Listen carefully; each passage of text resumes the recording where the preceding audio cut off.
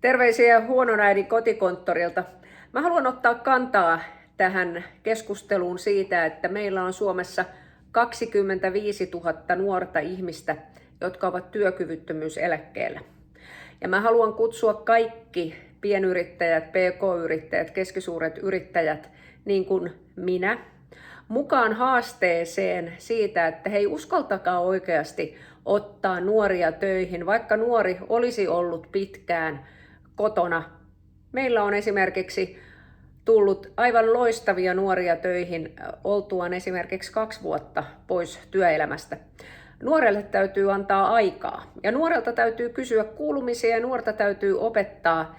Kesätöissäkin alkaa olla nyt vähän semmoinen touhu, ettei haluta edes kesätyöläisiä, koska kesätyöläiset on kauhean vaateliaita, kenelläkään ei ole aikaa. Mutta me itse asiassa räplätään niin paljon meidän kännyköitä pelkästään ja hivellään niitä, että meillä olisi siinä ajassa aikaa opettaa 4 nuorta joka päivä intensiivisesti sekä työelämään että elämään.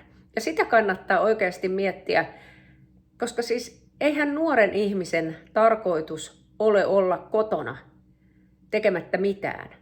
Nuori on elämänsä alussa. Nuori tarvitsee kannustusta ja haasteesta ja sitä, että kuuluu erityisesti johonkin. Niin sen takia haluan rohkaista sinua, yrittäjä ja yrityspäättäjä.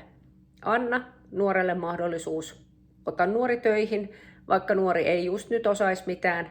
Opeta ja sä saat erittäin hyvän työntekijän. Kokemusta on. Kiitos.